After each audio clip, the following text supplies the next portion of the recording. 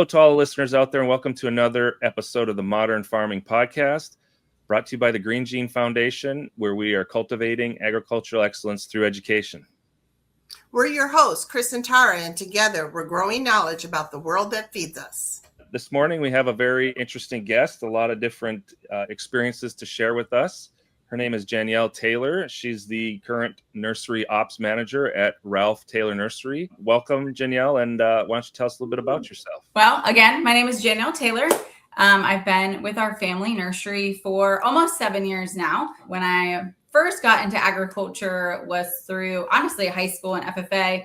Then I went to the University of Florida, studied agricultural education. I was blessed to be an ag teacher for 8 years, and then my husband stole me for the family business. So that's where I'm at today.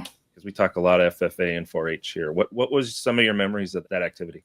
So I actually wanted to be a TV news anchor, but when I switched high schools, the TV production program was weak. And so I just wanted to find something different. I met the ag teacher, actually was signed up sophomore year, but then I dropped it because I wanted to be a TV news anchor. Like that was it. And so I ended up meeting the ag teacher and some of the kids. And so I joined FFA my junior year is really when I got involved. And it made me realize that I had never met someone who loved their job every day. And my ag teacher was the only person in my entire life that never in a day did she show any signs of not liking her job.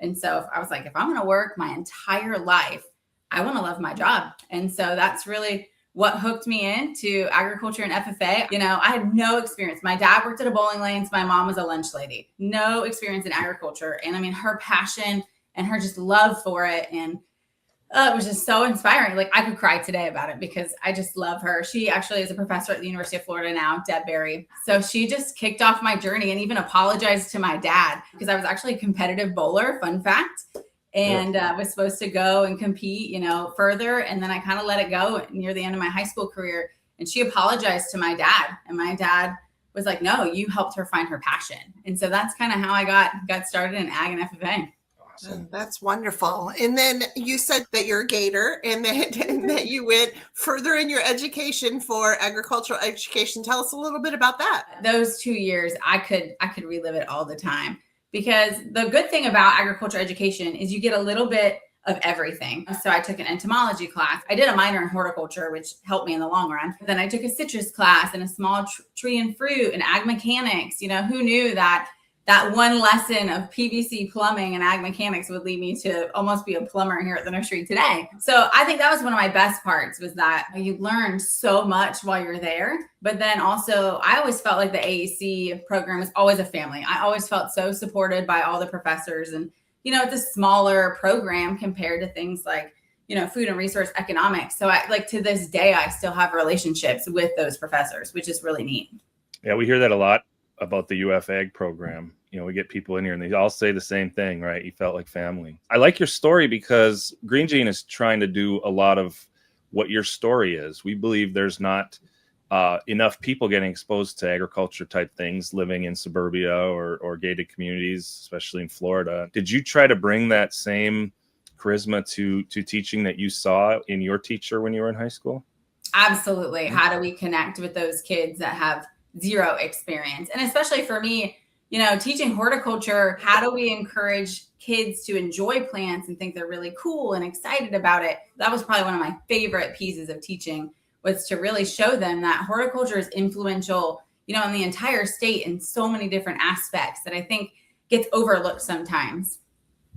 Yeah, I agree. I think that's great. And that's the message we try to send too, is that if you don't experience it, how do you know if you like it or not? That's really, I think, a lot of what needs to go from kids and adults, understanding their food, where it comes from, and the industry behind it. Because it is a big industry. So now you're working at a nursery. You married and your husband had that in his family. The short story is I dated him when I was 16 and he was 19 and I dumped him and broke his heart. And then 7 years later, I was in town and I ran into him in a restaurant and I was like, "You're John Taylor." And he's like, "You're Janyel Smith. I would never forget your face." And that was it. I mean, I was like, put a ring on it. I'm in, sign me up. Down the road, I knew I would end up at the nursery at some point because the job is just too big. COVID kind of escalated the business so quickly. His parents were starting to think about retirement. And so it brought me in. So I started as the plant propagator. They wanted me to learn different aspects of the business. You just can't roll into an established business and be the boss. At the end of the day, you have to learn the different segments. So I did plant propagation for a while. And then I started more on the integrated pest management side where I got my pesticide license. And so I took over that. And then I moved to irrigation, which, like I said, never thought that I would be a plumber, but man, I can fix some PVC now. So that's been a cool journey. And then I run the crew now and I do the plant production list. So when are we going to plant things? How many do we need? How many are we going to propagate? I just took over all of the bookkeeping. So I was the kid in school that the teacher would report cries in math. I was a crier when it came to math, and somehow I ended up the bookkeeper. So there's a lot of faith and trust in me. And so I really have done everything, everything but the Home Depot relationship that we have. John takes care of that and the drivers, but everything else kind of falls under my umbrella. That is wonderful. That's an important story. So agriculture isn't just growing plants or raising cattle, right? You have to do all the other stuff that businesses do. Mm-hmm. And usually you're a lot smaller than a corporate type business. So it falls on a lot of people to do different things and wear many hats. I wish that we could hire a plant propagator and hire a nursery manager and hire somebody for irrigation, but we're just too small, and so we have to start looking at what's coming in versus what we're putting out. And our payroll is always going to be the highest, guaranteed. And so, payroll has gone up tremendously since they've made minimum wage $15 an hour. So How do we balance that? Well, we take on more of the responsibilities. In a farming environment, you get that the farmer has to know every aspect. So I'd like to hear some more about some of the things that prepared you for this job. Can you tell us a little bit about Wedgeworth and how that came about? So Wedgeworth was an experience I never thought that I would go through because I didn't know anything about the program. And of course, you have to be nominated. And so Linda Adams from FNGLA secretly nominated me. So 6 months after I had looked into the program, I got a nomination. And so I filled out the application, and then you go to the selection seminar, which is one of the most intense experience I think I've ever had. And it will prepare you for any type of job interview you ever could possibly go for. There's just so many other industries in agriculture, and nursery and landscape. It's just a small piece, but a very big and impactful piece.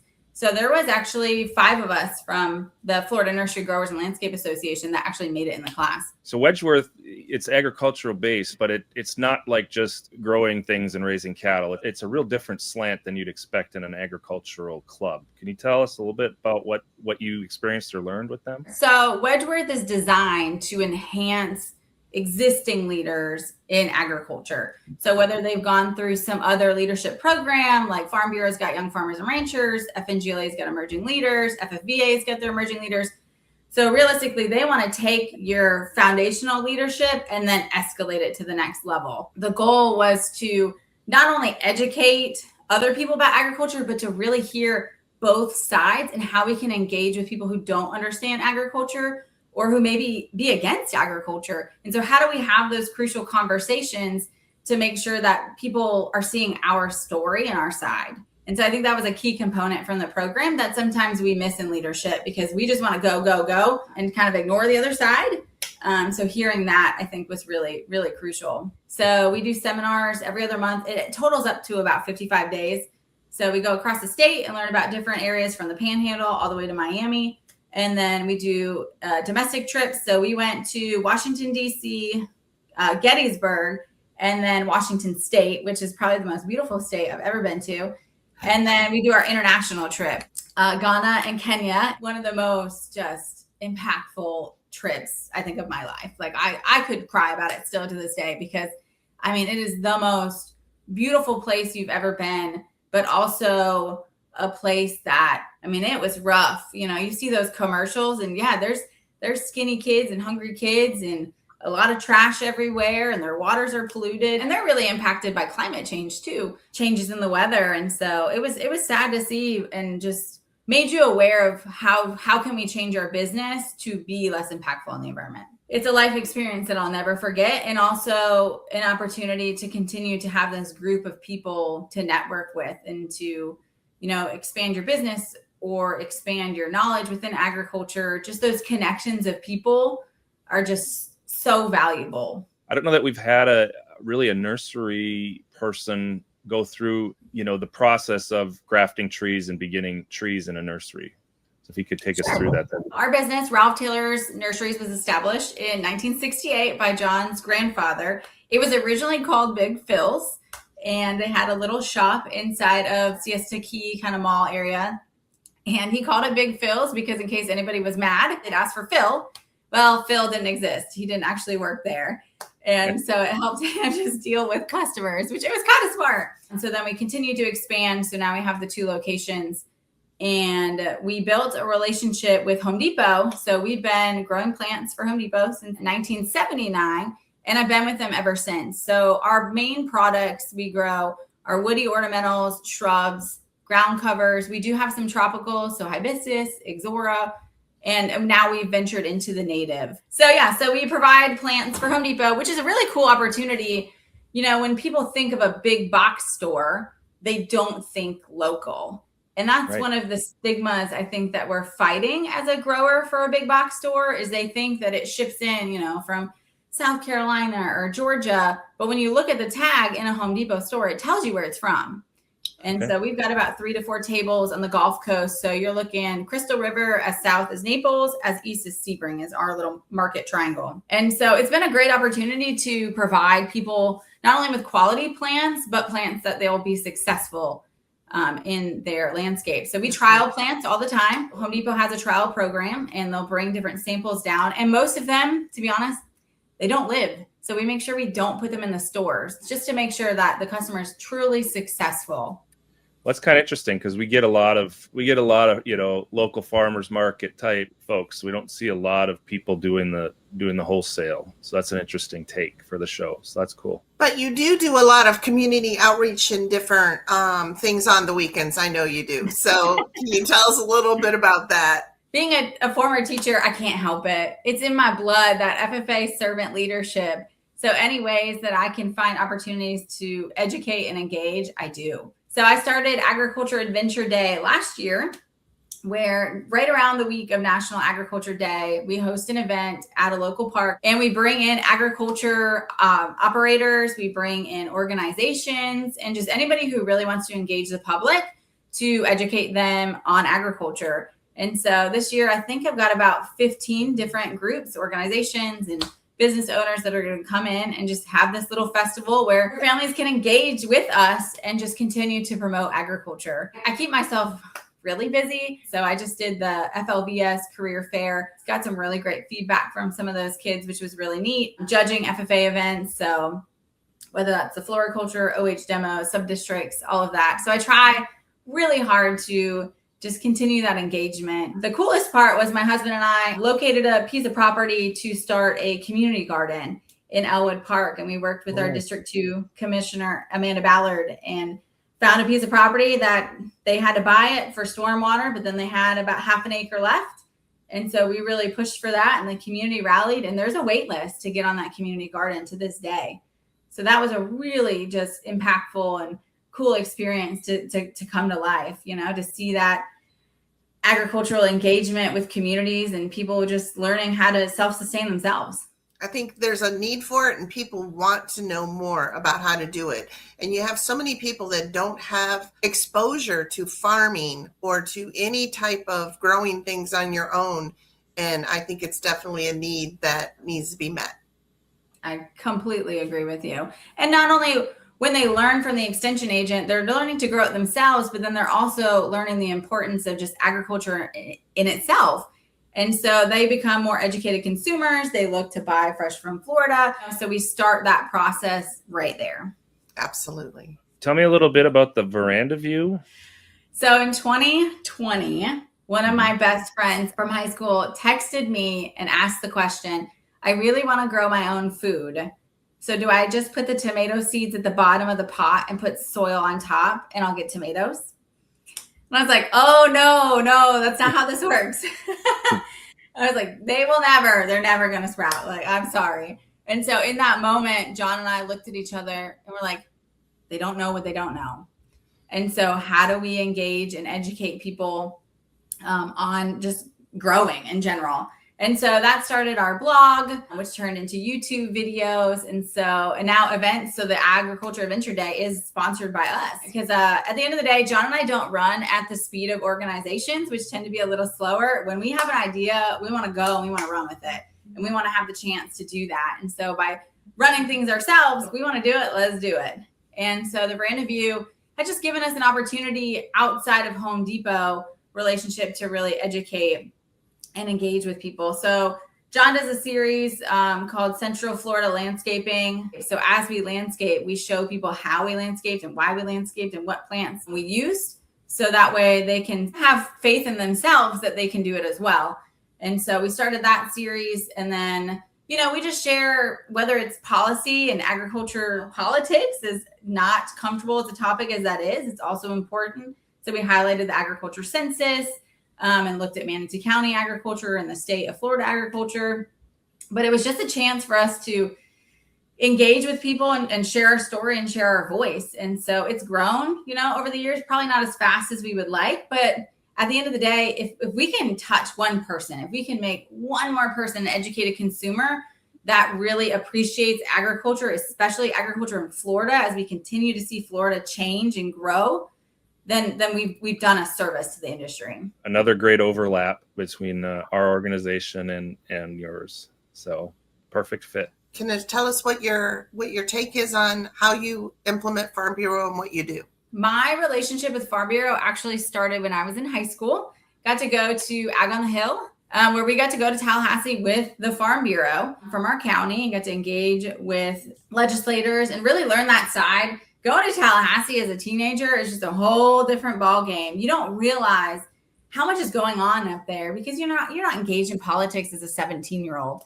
And so that started my relationship with Farm Bureau. I was in Young Farmers and Ranchers and Collegiate Farm Bureau for a while. And then, life happens and I got busy with Young Farmers and Ranchers and it kind of fell off for a little bit.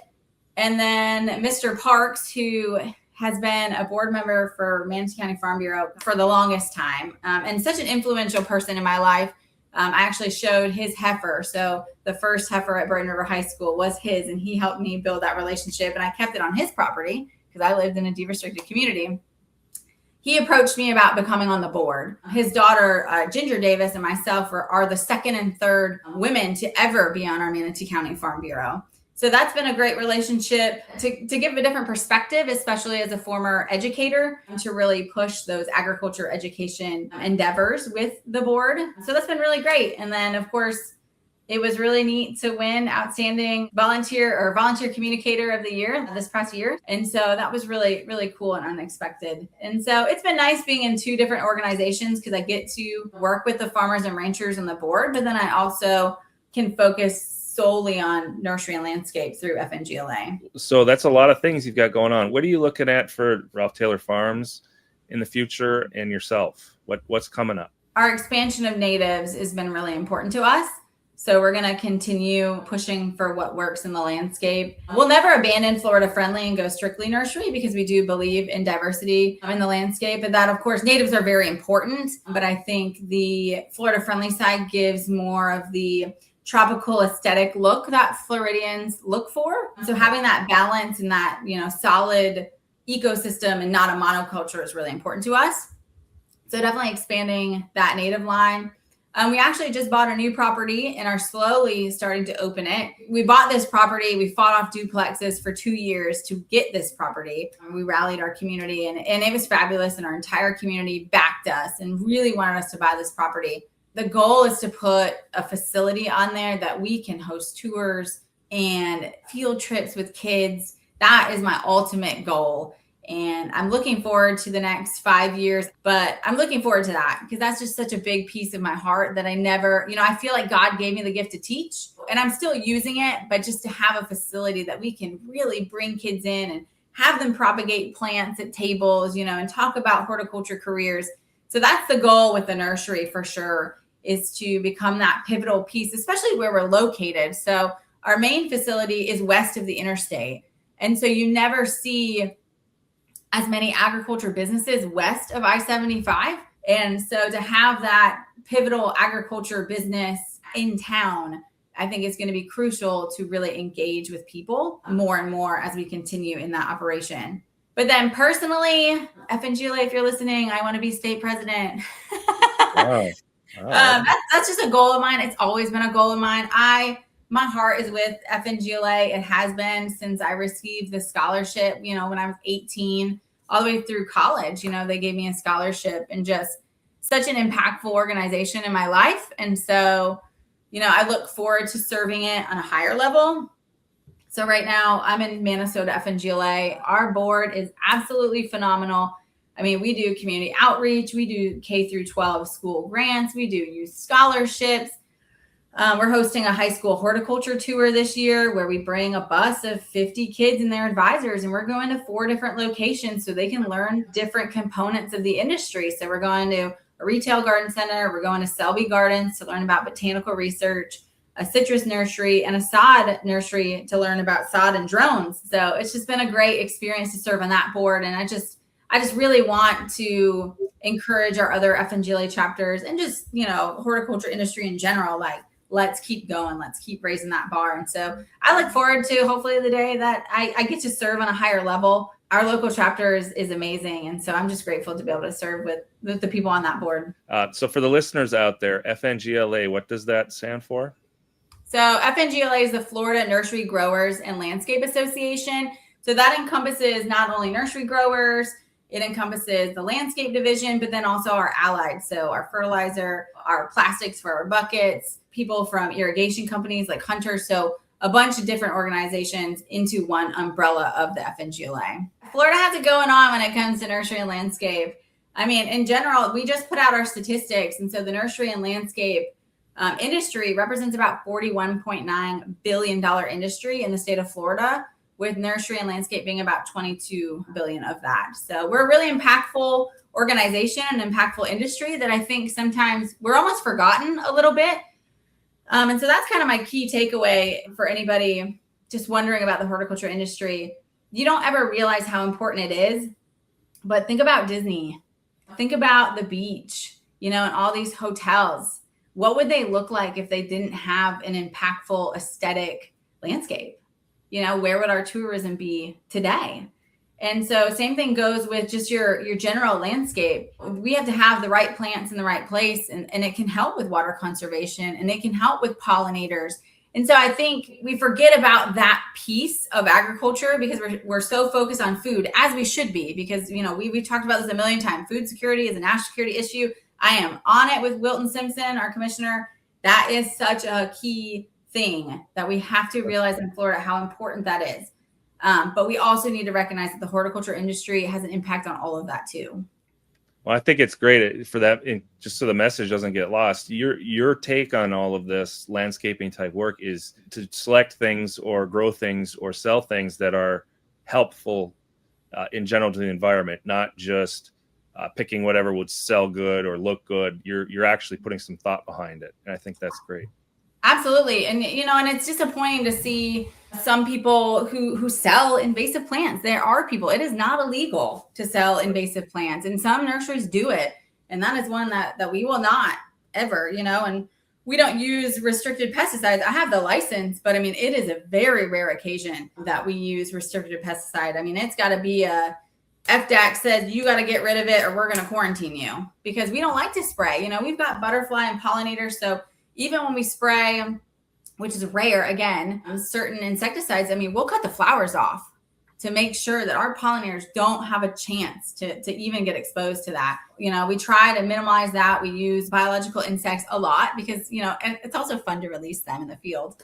But just any way that we can, improve our environment. I mean, we're looking at soil and non-peat options as well, because we know that the consumer wants that. And we use recycled pots just to try to lower any type of impact that we can, any opportunity. And we're continuing to look at it. We're going to expand, our best management practices. And we're going to, when we move locations, we're actually going to draw water from the pond and work with NRCS. So any way that we can be a better steward of the land and also encourage other people to be better stewards of their land, whether their land is an 8,000 square foot lot or acres, they can all have an impact on our environment and conservation of water through their landscape. It's getting that knowledge out there and letting them see what's available. Absolutely. Thank you, Janyel, for joining us, and thanks for everybody watching. Thanks for listening, and remember to follow us and share and join us again as we grow in the knowledge about the world that feeds us.